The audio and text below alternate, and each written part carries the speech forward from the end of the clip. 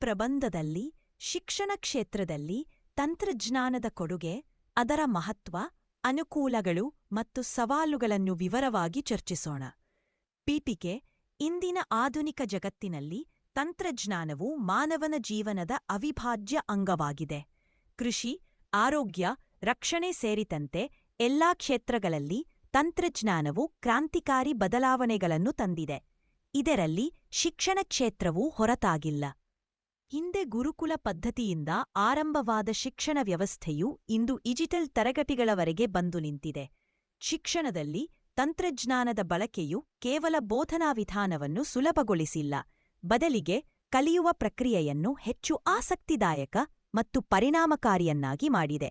ಪುಸ್ತಕಗಳ ಜಾಗವನ್ನು ಟ್ಯಾಬ್ಲೆಟ್ಗಳು, ಕಪ್ಪು ಹಲಗೆಯ ಜಾಗವನ್ನು ಸ್ಮಾರ್ಟ್ ಬೋರ್ಡ್ಗಳು ಆಕ್ರಮಿಸಿಕೊಳ್ಳುತ್ತಿವೆ. ವಿಷಯ ವಿವರಣೆ: ಶಿಕ್ಷಣದಲ್ಲಿ ತಂತ್ರಜ್ಞಾನ ಎಂದರೆ ಬೋಧನೆ ಮತ್ತು ಕಲಿಕೆಯನ್ನು ಸುಧಾರಿಸಲು ಕಂಪ್ಯೂಟರ್, ಇಂಟರ್ನೆಟ್, ಸ್ಮಾರ್ಟ್ಫೋನ್, ಪ್ರೊಜೆಕ್ಟರ್ಗಳು ಮತ್ತು ಶೈಕ್ಷಣಿಕ ಸಾಫ್ಟ್ವೇರ್ಗಳಂತಹ ಡಿಜಿಟಲ್ ಸಾಧನಗಳನ್ನು ಬಳಸುವುದು. ಇದನ್ನು ಎಜುಟೆಕ್ ಎಂದೂ ಕರೆಯುತ್ತಾರೆ. ಇದು ಕೇವಲ ತರಗತಿಯ ಕೋಣೆಗೆ ಸೀಮಿತವಾಗಿರದೆ ಆನ್ಲೈನ್ ಕೋರ್ಸ್ಗಳು, ದೂರಶಿಕ್ಷಣ ಮತ್ತು ವರ್ಚುವಲ್ ರಿಯಾಲಿಟಿ ಮೂಲಕ ಜಗತ್ತಿನಾದ್ಯಂತ ವಿಸ್ತರಿಸಿದೆ. ತಂತ್ರಜ್ಞಾನದ ಪ್ರಮುಖ ಕೊಡುಗೆಗಳು: ಮಾಹಿತಿಯ ಸುಲಭ ಲಭ್ಯತೆ.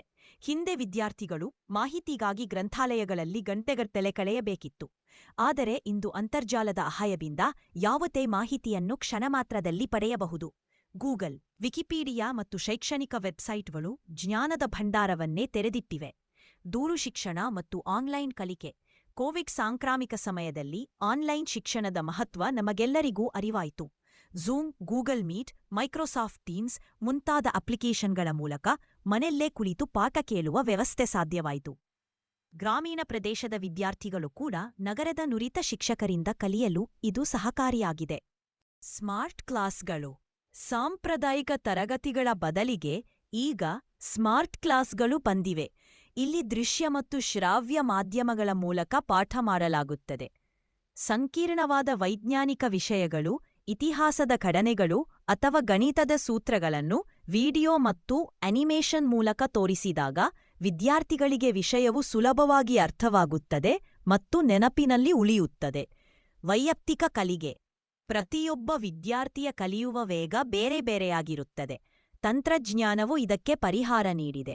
ಕೃತಕ ಬುದ್ಧಿಮತ್ತೆ, ಎಐ ಆಧಾರಿತ ಅಪ್ಲಿಕೇಶನ್ಗಳು ವಿದ್ಯಾರ್ಥಿಗಳ ಸಾಮರ್ಥ್ಯಕ್ಕೆ ತಕ್ಕಂತೆ ಪಾಠಗಳನ್ನು ವಿನ್ಯಾಸಗೊಳಿಸುತ್ತವೆ. ಶಿಕ್ಷಕರಿಗೆ ತಂತ್ರಜ್ಞಾನದ ನೆರವು. ತಂತ್ರಜ್ಞಾನವು ಕೇವಲ ವಿದ್ಯಾರ್ಥಿಗಳಿಗೆ ಮಾತ್ರವಲ್ಲ, ಶಿಕ್ಷಕರಿಗೂ ವರದಾನವಾಗಿದೆ. ಬೋಧನಾ ಸಾಮಗ್ರಿ ತಯಾರಿಕೆ. ಶಿಕ್ಷಕರು PowerPoint presentation, PPT, video ಕ್ಲಿಪ್ಗಳು, ಆನ್ಲೈನ್ ರಸಪ್ರಶ್ನೆಗಳನ್ನು ಬಳಸಿಕೊಂಡು ಪಾಠವನ್ನು ಹೆಚ್ಚು ಆಕರ್ಷಕವಾಗಿ ಮಾಡಬಹುದು. ಮೌಲ್ಯಮಾಪನ ಮತ್ತು ದಾಖಲಾತಿ. ಡಿಜಿಟಲ್ ಟೂಲ್ಸ್ ಬಳಸಿ ವಿದ್ಯಾರ್ಥಿಗಳ ಹಾಜರಾತಿ, ಅಂಕಗಳ ಪಟ್ಟಿ ಮತ್ತು ಪ್ರಗತಿ ವರದಿಯನ್ನು ನಿರ್ವಹಿಸುವುದು ಸುಲಭವಾಗಿದೆ. ಆನ್ಲೈನ್ ಪರೀಕ್ಷೆಗಳು ಮೌಲ್ಯಮಾಪನ ಪ್ರಕ್ರಿಯೆಯನ್ನು ತ್ವರಿತ ಮತ್ತು ನಿಖರವಾಗಿಸಿವೆ. ಜಾಗತಿಕ ಸಂಪರ್ಕ. ಶಿಕ್ಷಕರು ಪ್ರಪಂಚದ ಇತರ ಭಾಗಗಳಲ್ಲಿನ ಶಿಕ್ಷಣ ತಜ್ಞರೊಂದಿಗೆ ಸಂಪರ್ಕ ಸಾಧಿಸಲು, ಹೊಸ ಬೋಧನಾ ವಿಧಾನಗಳನ್ನು ಕಲಿಯಲು ತಂತ್ರಜ್ಞಾನ ನೆರವಾಗುತ್ತದೆ. ಡಿಜಿಟಲ್ ಗ್ರಂಥಾಲಯಗಳು ಮತ್ತು ಇ-ಪುಸ್ತಕಗಳು.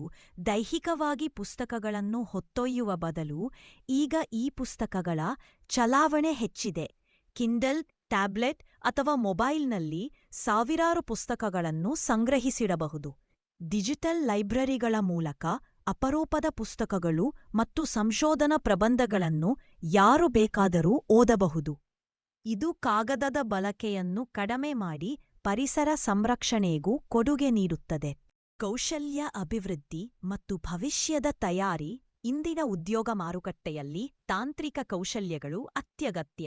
ಶಾಲಾ ಹಂತದಲ್ಲೇ ಕಂಪ್ಯೂಟರ್ ಕೋಡಿಂಗ್, ರೊಬೋಟಿಕ್ಸ್ ಮತ್ತು ಡೇಟಾ ವಿಶ್ಲೇಷಣೆಯಂತಹ ವಿಷಯಗಳನ್ನು ಕಲಿಯುವುದರಿಂದ ವಿದ್ಯಾರ್ಥಿಗಳು ಭವಿಷ್ಯದ ಉದ್ಯೋಗಗಳಿಗೆ ತಯಾರಾಗುತ್ತಾರೆ. ತಂತ್ರಜ್ಞಾನದ ಬಳಕೆಯು ವಿದ್ಯಾರ್ಥಿಗಳಲ್ಲಿ ವಿಮರ್ಶಾತ್ಮಕ ಚಿಂತನೆ ಮತ್ತು ಸಮಸ್ಯೆ ಬಗೆಹರಿಸುವ ಸಾಮರ್ಥ್ಯವನ್ನು ಹೆಚ್ಚಿಸುತ್ತದೆ. ಇಂದಿನ ದಿನಗಳಲ್ಲಿ ತಂತ್ರಜ್ಞಾನವು ಕೇವಲ ಒಂದು ಆಯ್ಕೆಯಾಗಿ ಉಳಿದಿಲ್ಲ, ಬದಲಿಗೆ ಶಿಕ್ಷಣ ವ್ಯವಸ್ಥೆಯ ಬೆನ್ನೆಲುಬಾಗಿ ಮಾರ್ಪಟ್ಟಿದೆ. ಪ್ರಸ್ತುತ ಶಿಕ್ಷಣ ವ್ಯವಸ್ಥೆಯು ಸಂಪೂರ್ಣವಾಗಿ ಆಫ್ಲೈನ್ ಅಥವಾ ಆನ್ಲೈನ್ ಆಗಿರದೆ ಇವೆರಡರ ಮಿಶ್ರಣವಾಗಿದೆ. ತರಗತಿಯಲ್ಲಿ ಶಿಕ್ಷಕರು ನೇರವಾಗಿ ಪಾಠ ಮಾಡುವುದರ ಜೊತೆಗೆ ಡಿಜಿಟಲ್ ನೋಟ್ಸ್, ವಿಡಿಯೋಗಳು ಮತ್ತು ಆನ್ಲೈನ್ ಅಸೈನ್ಮೆಂಟ್ಸ್ಗಳನ್ನು ನೀಡುವ ಮೂಲಕ ಕಲಿಕೆಯನ್ನು ವಿಸ್ತರಿಸುತ್ತಿದ್ದಾರೆ. ಇದು ವಿದ್ಯಾರ್ಥಿಗಳಿಗೆ ಹೆಚ್ಚಿನ ನಮ್ಯತೆಯನ್ನು ನೀಡಿದೆ. ಹಿಂದೆ ಉತ್ತಮ ಶಿಕ್ಷಣ ಪಡೆಯಲು ದೊಡ್ಡ ನಗರಗಳಿಗೆ ಅಥವಾ ಪ್ರತಿಷ್ಠಿತ ಸಂಸ್ಥೆಗಳಿಗೆ ಹೋಗಬೇಕಿತ್ತು. ಆದರೆ ಇಂದು ಯೂಟ್ಯೂಬ್, ಖಾನ್ ಅಕಾಡೆಮಿ ಮತ್ತು ಅನ್ ಅಕಾಡೆಮಿಯಂತಹ ವೇದಿಕೆಗಳು ಗುಣಮಟ್ಟದ ಶಿಕ್ಷಣವನ್ನು ಹಳ್ಳಿಯ ವಿದ್ಯಾರ್ಥಿಗಳ ಮೊಬೈಲ್ಗೂ ತಲುಪಿಸಿವೆ. ಪ್ರಸ್ತುತ ತಂತ್ರಜ್ಞಾನವು ಜ್ಞಾನದ ಮೇಲಿದ್ದ ಏಕಸ್ವಾಮ್ಯವನ್ನು ಮುರಿದಿದೆ. ಹಾಜರಾತಿ, ಪರೀಕ್ಷಾ ಫಲಿತಾಂಶಗಳು ಮತ್ತು ಶುಲ್ಕ ಪಾವತಿ ಎಲ್ಲವೂ ಆಪ್ಗಳ ಮೂಲಕ ನಡೆಯುತ್ತಿವೆ. ಗೂಗಲ್ ಫಾರ್ಮ್ಸ್ ಮತ್ತು ಆನ್ಲೈನ್ ರಸಪ್ರಶ್ನೆಗಳು ಶಿಕ್ಷಕರಿಗೆ ತಕ್ಷಣವೇ ಫಲಿತಾಂಶ ನೀಡಲು ಸಹಾಯ ಮಾಡುತ್ತಿವೆ. ವಾಟ್ಸ್ಆಪ್ ಗುಂಪುಗಳು, ಟೆಲಿಗ್ರಾಂ ಚಾನೆಲ್ಗಳು ಮತ್ತು ಇಮೇಲ್ ಮೂಲಕ ಪೋಷಕರು ಮತ್ತು ಶಿಕ್ಷಕರ ನಡುವೆ ನಿರಂತರ ಸಂಪರ್ಕ ಸಾಧ್ಯವಾಗಿದೆ. ವಿದ್ಯಾರ್ಥಿಯ ಪ್ರಗತಿಯ ಬಗ್ಗೆ ಪೋಷಕರಿಗೆ ಕ್ಷಣಮಾತ್ರದಲ್ಲಿ ಮಾಹಿತಿ ತಲುಪುತ್ತಿದೆ. ಮುಂದಿನ ದಶಕಗಳಲ್ಲಿ ತಂತ್ರಜ್ಞಾನವು ಶಿಕ್ಷಣದ ಸ್ವರೂಪವನ್ನೇ ಆಮೂಲಾಗ್ರವಾಗಿ ಬದಲಾಯಿಸಲಿದೆ. ಭವಿಷ್ಯದಲ್ಲಿ ಕೃತಕ ಬುದ್ಧಿಮತ್ತೆ ಎಐ ಬಳಸಿ ಪ್ರತಿಯೊಬ್ಬ ವಿದ್ಯಾರ್ಥಿಯ ಸಾಮರ್ಥ್ಯ, ಆಸಕ್ತಿ ಮತ್ತು ಕಲಿಯುವ ವೇಗವನ್ನ ಕಂಪ್ಯೂಟರ್ಗಳೇ ರೂಪಿಸಲಿವೆ. ಯಾರು ಯಾವ ವಿಷಯದಲ್ಲಿ ದುರ್ಬಲರಾಗಿದ್ದಾರೋ ಅವರಿಗೆ ಆ ವಿಷಯದಲ್ಲಿ ಹೆಚ್ಚಿನ ತರಬೇತಿಯನ್ನು ಎಐ ಶಿಕ್ಷಕರು ನೀಡಲಿದ್ದಾರೆ. ಭವಿಷ್ಯದ ಕಲಿಕೆ ಕೇವಲ ಪುಸ್ತಕದ ಪುಟಗಳಿಗೆ ಸೀಮಿತವಾಗಿರುವುದಿಲ್ಲ. ಇತಿಹಾಸದ ಪಾಠ ನಡೆಯುವಾಗ ವಿದ್ಯಾರ್ಥಿಗಳು ವಿಆರ್ ಹೆಡ್ಸೆಟ್ ಧರಿಸಿ ನೇರವಾಗಿ ಆ ಯುದ್ಧಭೂಮಿಗೆ ಹೋದಂತೆ ಅನುಭವ ಪಡೆಯಬಹುದು. ಇದು ಅನುಭವ ಆಧಾರಿತ ಕಲಿಕೆಗೆ ಒತ್ತು ನೀಡುತ್ತದೆ. ಭವಿಷ್ಯದಲ್ಲಿ ಭೌತಿಕವಾಗಿ ಶಾಲೆಗೆ ಹೋಗುವ ಅವಶ್ಯಕತೆ ಕಡಿಮೆಯಾಗಬಹುದು. ಮೆಟಾವರ್ಸ್ ಎಂಬ ವರ್ಚುವಲ್ ಜಗತ್ತಿನಲ್ಲಿ ವಿದ್ಯಾರ್ಥಿಗಳು ತಮ್ಮ ಮನೆಯಲ್ಲೇ ಕುಳಿತು ಲಂಡನ್ ಅಥವಾ ನ್ಯೂಯಾರ್ಕ್ನ ಶಿಕ್ಷಕರಿಂದ ಪಾಠ ಕೇಳಬಹುದು. ಪ್ರಪಂಚದ ಬೇರೆ ಬೇರೆ ದೇಶಗಳ ವಿದ್ಯಾರ್ಥಿಗಳು ಒಂದೇ ವರ್ಚುವಲ್ ಕೊಠಡಿಯಲ್ಲಿ ಕುಳಿತು ಚರ್ಚಿಸಬಹುದು. ಶಿಕ್ಷಣವು ಹೆಚ್ಚು ಆಟದಂತೆ ಬದಲಾಗಲಿದೆ. ಕಠಿಣ ವಿಷಯಗಳನ್ನು ಕಲಿಯುವುದನ್ನು ಒಂದು ಆಟದ ಹಂತಗಳಂತೆ ವಿನ್ಯಾಸಗೊಳಿಸಲಾಗುತ್ತದೆ. ಇದರಿಂದ ವಿದ್ಯಾರ್ಥಿಗಳಲ್ಲಿ ಕಲಿಯುವ ಆಸಕ್ತಿ ಹೆಚ್ಚುತ್ತದೆ ಮತ್ತು ಕಲಿಕೆ ಒಂದು ಹೊರೆಯಾಗದೆ ಮಜಾವಾಗಿ ಪರಿಣಮಿಸುತ್ತದೆ. ಭವಿಷ್ಯದಲ್ಲಿ 3-4 ವರ್ಷಗಳ ದೀರ್ಘ ಪದವಿಗಳಿಗಿಂತ ನಿರ್ದಿಷ್ಟ ಕೌಶಲ್ಯಗಳನ್ನು ಕಲಿಯುವ ಕಿರುಕೋರ್ಸ್ಗಳಿಗೆ ಹೆಚ್ಚು ಬೇಡಿಕೆ ಬರುತ್ತದೆ. ಬ್ಲಾಕ್ಚೈನ್ ತಂತ್ರಜ್ಞಾನದ ಮೂಲಕ ವಿದ್ಯಾರ್ಥಿಗಳ ಸರ್ಟಿಫಿಕೇಟ್ಗಳನ್ನು ಸುರಕ್ಷಿತವಾಗಿ ಸಂಗ್ರಹಿಸಲಾಗುತ್ತದೆ ಮತ್ತು ಅದು ಜಾಗತಿಕವಾಗಿ ಮಾನ್ಯತೆ ಪಡೆಯುತ್ತದೆ. ಉಪಸಂಹಾರ: ಶಿಕ್ಷಣದಲ್ಲಿ ತಂತ್ರಜ್ಞಾನದ ಕೊಡುಗೆ ಅಪಾರ ಮತ್ತು ಅಮೂಲ್ಯವಾದುದು. ಕಲಿಕೆಯನ್ನು 4 ಗೋಡೆಗಳ ಆಚೆಗೆ ಕೊಂಡೊಯ್ದಿದೆ ಮತ್ತು ಜ್ಞಾನವನ್ನು ಸಾರ್ವತ್ರೀಕರಣಗೊಳಿಸಿದೆ. ತಂತ್ರಜ್ಞಾನವು ಶಿಕ್ಷಕರ ಬದಲಿಲ್ಲ, ಆದರೆ ಶಿಕ್ಷಕರನ್ನು ಸಬಲೀಕರಣಗೊಳಿಸುವ ಮತ್ತು ವಿದ್ಯಾರ್ಥಿಗಳನ್ನು ಪ್ರೇರೇಪಿಸುವ ಪ್ರಬಲ ಸಾಧನವಾಗಿದೆ. ತಂತ್ರಜ್ಞಾನವನ್ನು ಒಂದು ಸೇವಕನಂತೆ ಬಳಸಬೇಕೇ ಹೊರತು ಯಜಮಾನನಂತೆ ಅಲ್ಲ. ತಂತ್ರಜ್ಞಾನದ ಸದ್ಬಳಕೆ ಮತ್ತು ಅದರ ಮಿತಿಗಳ ಬಗ್ಗೆ ಎಚ್ಚರಿಕೆ ವಹಿಸಿದರೆ ಶಿಕ್ಷಣ ಕ್ಷೇತ್ರವು ಅಭೂತಪೂರ್ವ ಬೆಳವಣಿಗೆಯನ್ನು ಕಾಣುವುದರಲ್ಲಿ ಸಂಶಯವಿಲ್ಲ.